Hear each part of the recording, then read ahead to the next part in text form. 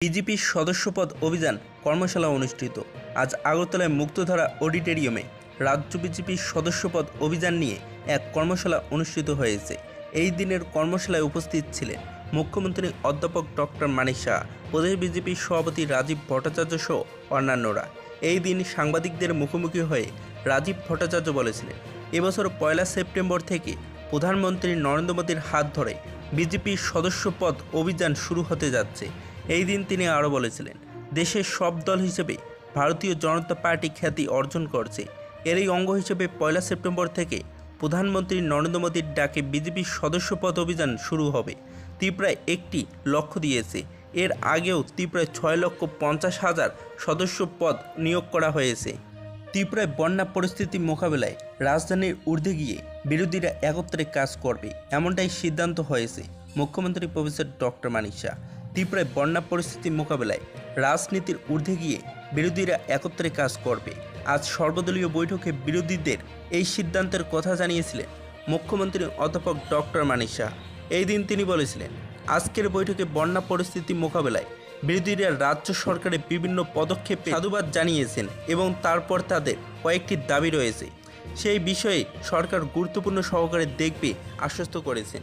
এই দিন তিনি আরও বলেছেন, টানা 4 দিনের বৃষ্টিপাতে রাজ্যের নদীগুলো জলস্তর বৃদ্ধি পেয়ে বিপদ সীমার উপরে চলে গিয়েছে এবং যার ফলে রাজ্যের বন্যার পরিস্থিতির সৃষ্টি হয়েছে। এখনও গোমতী এবং দক্ষিণ ত্রিপুরা জেলায় স্বাভাবিক পরিস্থিতি হয়নি। আপাতত রাজ্যে বৃষ্টি হয়নি এবং তারপর গোমতী নদীর জলস্তর কমেনি, কিন্তু রাজ্য সরকার যে কোনো পরিস্থিতি মোকাবেলায় প্রস্তুত রয়েছে।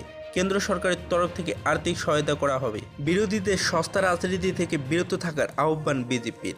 ত্রিপুরা রাজ্যের মন্দির মসজিদ ভাঙায় কোনো সংস্কৃতি নেই, পার্শ্ববর্তী দেশের হয়তোবা দেখা গেছে, কিন্তু ত্রিপুরা রাজ্যের মধ্যে সব অংশের মানুষ সুভ্রাতৃত্বের মাধ্যমে বসবাস করে।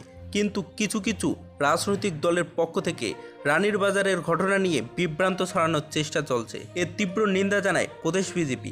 এ ধরনের সস্তা রাজনীতি না করার জন্য প্রদেশ বিজেপির পক্ষ থেকে আহ্বান জানানো হচ্ছে বলে মঙ্গলবার সাংবাদিক সম্মেলনে জানান প্রদেশ বিজেপির সাধারণ সম্পাদক অমিত রক্ষিত।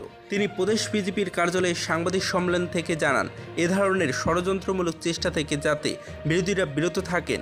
এই দিনের প্রদেশ বিজেপির মুখপাত্র সুব্রত চক্রবর্তী এই দিন রাজ্যের 8টি জেলা পরিষদের নবনিযুক্ত জেলা সভাপতি এবং জেলাসহ সভাধিপতির নাম ঘোষণা দেন। তাদের শুভেচ্ছা এবং অভিনন্দন জানান প্রদেশ বিজেপির পক্ষ থেকে। পাশাপাশি রাজ্যের 35টির মধ্যে 34টি পঞ্চায়েত সমিতির নবনিযুক্ত চেয়ারম্যানের নাম ঘোষণা করা হয়। এই দিন যাদের নাম ঘোষণা করা হয়েছে তাদের শুভেচ্ছা এবং অভিনন্দন জানান তিনি। জুট মিল কর্মচারীদের মহাকরণ অভিযান রুখে দিল পুলিশ।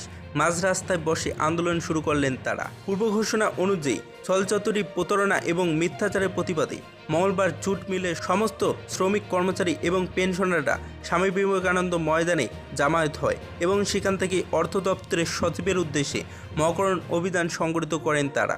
তাদের বক্তব্য, ত্রিপুরা সরকারের অর্থ সচিবের নিকট প্রাপ্য মিটিয়ে দেওয়ার দাবি নিয়ে মহাকরণ অভিযান সংগঠিত করা হয়। ত্রিপুরা চটকল শ্রমিক ইউনিয়নের সম্পাদক ধনমণি সিনহা তাদের বলা হয়েছে, এই দিন শান্তিপূর্ণভাবে অর্থ দপ্তরের সচিবের উদ্দেশ্যে মহাকরণ অভিযান সংগঠিত করেছিল, কিন্তু পুলিশ সার্কিট হাউস এলাকায় তাদের মিছিল আটকে দেয়। তারপর তারা রাস্তায় পাশে আন্দোলনে বসে। তিনি বিস্তারিত বলতে গিয়ে জানান, উচ্চতর এবং উচ্চ আদালত নির্দেশিত চতুর্থ বেতন পর্ষদের সুপারিশ মোতাবেক 1996 সালের 1 জানুয়ারি কর্মরত 1647 জন জুট মিল কর্মচারী সংকুলের ন্যায্য বকেয়া মিটিয়ে দেওয়ার দাবিয়ে পূর্ব ঘোষণা মোতাবেকই মঙ্গলবার মহাকরণ অভিযান করল জুট মিল শ্রমিক, কর্মচারী এবং পেনশনাররা। আদালতের নির্দেশ অনুযায়ী প্রাপকদের পূর্ণাঙ্গভাবে তার বেতন ভাতা, গ্র্যাজুয়েটি লিভ, স্যালারি ইত্যাদির ক্ষেত্রে অর্থরাশি মিটিয়ে দেওয়া হয়। কারণ 2019 সালের 4 সেপ্টেম্বরে ত্রিপুরা হাইকোর্টের তৎকালীন প্রধান বিচারপতি অজয় রাস্তগীর জুট মিল কর্মচারীদের দায়েরকৃত মামলার রায়ে রাজ্য সরকার এবং ত্রিপুরা জুট মিল কর্তৃপক্ষকে 1996 সাল থেকেই চতুর্থ বেতন ক্রমের সুপারিশ অনুযায়ী সেই সময়ে চাকুরিরত জুট মিল শ্রমিক, কর্মচারী সকলকে তাদের বর্ধিত বেতন ভাতা, গ্র্যাজুয়েটি লিভ, স্যালারি ইত্যাদির সুফল রায় প্রদানের 6 মাসের মধ্যে মিটিয়ে দেওয়ার নির্দেশ দেন। বিধায়কের নেতৃত্বে রক্তাক্ত মহিলা বিধায়কের পদত্যাগের এবং গ্রেপ্তারের দাবি করে পথ অবরোধ করল বক্সনগরবাসী এবং পশ্চিমবঙ্গে আরজিকর ঘটনা ঘিরে যখন মুখ্যমন্ত্রী মমতা বন্দ্যোপাধ্যায় পদত্যাগ দাবি উঠছে, সেই সময় ত্রিপুরা রাজ্যের এক বিধায়কের নির্দেশেই রক্তাক্ত হলেন মাতৃশক্তি। এই ঘটনা ঘটে মঙ্গলবার দুপুরে বক্সনগর স্থিত ভেলুয়ারচর পঞ্চায়েতের প্রধান উপপ্রধান নিয়ে এলাকার বিধায়ক তোফাজ্জল হোসেন মোটা অঙ্ক দফা করেছিলেন, আর সেটা মেনে নিতে পারেননি গ্রামবাসী। তারপরেই ঘটল এই ঘটনা। এলাকার পুরুষ মহিলা উভয় অংশের মানুষের বক্তব্য, মঙ্গলবার ভেলুয়ারচর পঞ্চায়েতের প্রধান এবং উপপ্রধানদের শপথ ছিল।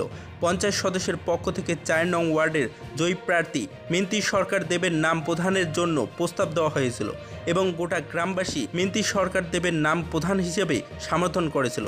কিন্তু এলাকার বিধায়ক তোফাজ্জল হোসেন সব কিছুই ম্যানেজ করে প্রধান মণি বর্মন এবং উপপ্রধানও ওনারই নিজের লোককে করার চেষ্টা করে। তখন তার প্রতিবাদ করলেন। মিন্তি সরকার দেবের সাথে থাকা লক্ষ্মীনারী দেবকে ধাক্কা দিয়ে মাটিতে ফেলে রক্তাক্ত করলেন দুর্বৃত্তরা এবং সেটা বিধায়কের সামনেই ঘটেছে। অভিযোগ, বিধায়ক নির্দেশ দেওয়ার পরেই সেখানে থাকা মিন্তি সরকার দেব এবং লক্ষ্মীরানী দেবকে মারধর করা হয়। যারা মারধর করেছেন তারা হলেন বিধায়কের সাঙ্গপাঙ্গরা। টাকার পিছনে ডাক্তাররা ছুটলে হবে না, ভগবানের পর ডাক্তারের স্থান। মুখ্যমন্ত্রী অধ্যাপক ডক্টর মানিক সাহা। এবং মানুষের জন্য কিছু করার মধ্যে যে আনন্দ, তার থেকে বড় আনন্দ আর কিছুই নেই। ভগবানের পর ডাক্তারের স্থান, কিন্তু টাকার পিছনে ডাক্তাররা ছুটলে হবে না। ত্রিপুরার মেডিকেল কলেজের 19তম প্রতিষ্ঠাতা দিবস উপলক্ষে আয়োজিত অনুষ্ঠানে বক্তব্য রাখতে গিয়ে এই কথা বললেন মুখ্যমন্ত্রী ডক্টর মানিক সাহা। এবং মুখ্যমন্ত্রী ডক্টর মানিক সাহা আরও বলেছিলেন, ছাত্রছাত্রীদের গুণগত শিক্ষায় শিক্ষিত করার উপর গুরুত্ব দেন। শুধুমাত্র পরীক্ষায় পাশ করলে হবে না, দেশের চিন্তা করেই গুণগত শিক্ষায় শিক্ষিত করে হবে ছাত্রছাত্রীদের। এবং জিবি হাসপাতালে বর্তমানে উন্নত চিকিৎসার ব্যবস্থা রয়েছে। রাজ্য থেকে কোনো রোগীকে যেন বহিরাজ্যে যেতে না হয়, তার জন্য একটা উন্নত মানের একটা হাসপাতাল ত্রিপুরা রাজ্যে গড়ে তোলার জন্য একটি জায়গায় চিহ্নিত করা হয়েছে। এডিসিতে চাকরি সংক্রান্ত পরীক্ষার প্রশ্নপত্র ফাঁস, ভেঙে দেওয়া হলো বোর্ড। এডিসিতে চাকরি সংক্রান্ত পরীক্ষার প্রশ্নপত্র ফাঁস কাণ্ডে ভেঙে দেওয়া হলো বোর্ড। শীঘ্রই নতুন বোর্ড গঠন করা হবে। আজ সামাজিক মাধ্যমে এই বার্তাই দিয়েছেন ত্রিপুরা মাতার প্রাক্তন সুপ্রিমো প্রদ্যোৎ কিশোর দেববর্মন। এই দিন প্রদ্যোৎ কিশোর দেববর্মন বলেছিলেন, এডিসির অন্তর্গত সাব জোনাল ডিপার্টমেন্টের অফিসার এবং ডেপুটি প্রিন্সিপাল অফিসার পদে পরীক্ষার জন্য বোর্ড গঠন করা হয়েছিল। সেই বোর্ড নিয়োগ প্রক্রিয়া সব কিছুই দেখছিল। গত 3 মাস আগে ওই বোর্ড গঠন করা হয়েছিল। সেই বোর্ডের দায়িত্বে থাকা চেয়ারম্যান দাতা মোহন জামাতিয়া, অতিরিক্ত মুখ্য কার্যনির্বাহী আধিকারিক সুবল দেববর্মা, প্রশাসনিক কার্যনির্বাহী আধিকারিক প্রদীপ দেববর্মা এবং অর্থ বিষয়ক কার্যনির্বাহী আধিকারিক সত্যজিৎ দেববর্মাকে সরিয়ে দেওয়া হয়েছে। শীঘ্রই নতুন কমিটি গঠন করা হবে।